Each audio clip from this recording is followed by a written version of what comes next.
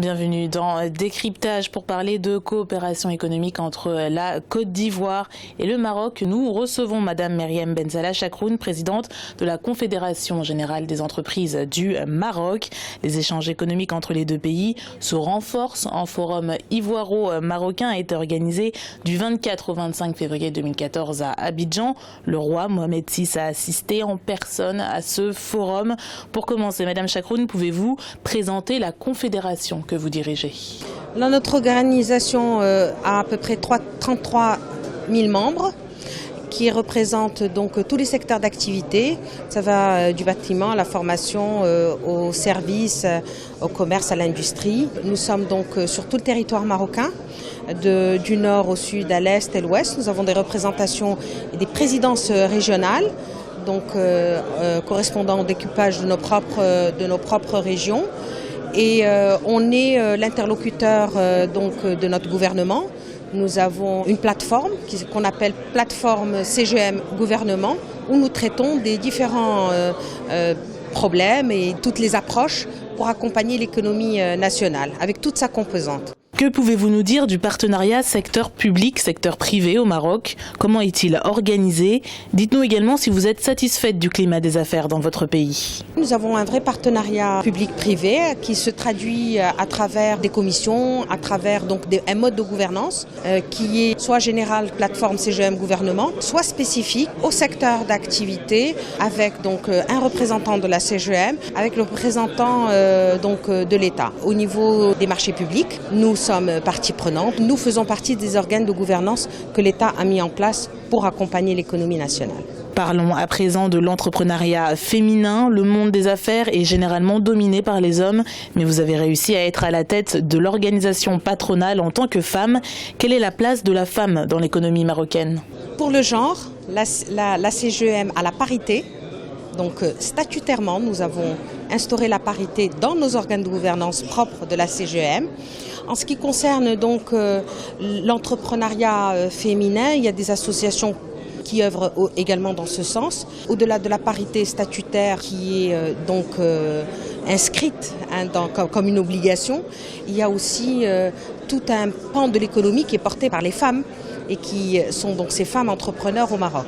Elles sont dans plusieurs secteurs d'activité, elles sont aussi dans le public, elles représentent une part de plus en plus importante. En ce qui concerne le tissu économique marocain, on est un petit peu moins de 15% donc de la population des chefs d'entreprise ou des entrepreneurs ou des investisseurs.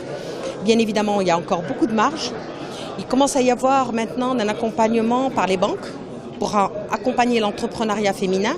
Ça marche très bien au niveau du microcrédit, mais on voudrait un peu dupliquer à la TPE, à la PME, PMI. Aujourd'hui, il y a des mesures d'accompagnement spécifiques à l'entrepreneuriat féminin au Maroc. Intéressons-nous à présent aux relations économiques entre la Côte d'Ivoire et le Maroc. Quelles ont été les motivations pour l'organisation du forum et les résultats attendus? L'organisation de ce forum s'est préparée longtemps à l'avance. D'abord, il y a des opérateurs marocains qui opèrent sur le territoire ivoirien.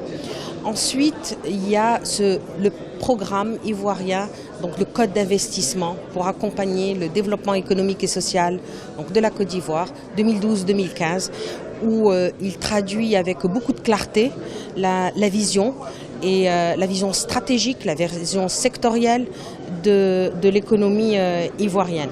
Donc la tenue de ce forum vient aussi redynamiser et créer des opportunités. Vous avez vu, il y a des animations au niveau des secteurs, mais il y a également des B2B pour pouvoir faire que ce partenariat soit traduit dans les faits par des joint ventures, par des signatures de contrats, par la création donc de chaînes de valeur entre le Maroc et notre pays frère qui est la Côte d'Ivoire. Aujourd'hui, quel est le volume des échanges entre la Côte d'Ivoire et le Maroc et quel objectif vous êtes-vous assigné pour le moyen terme? Au niveau de des objectifs à atteindre, on voudrait être le partenaire du développement sud-sud.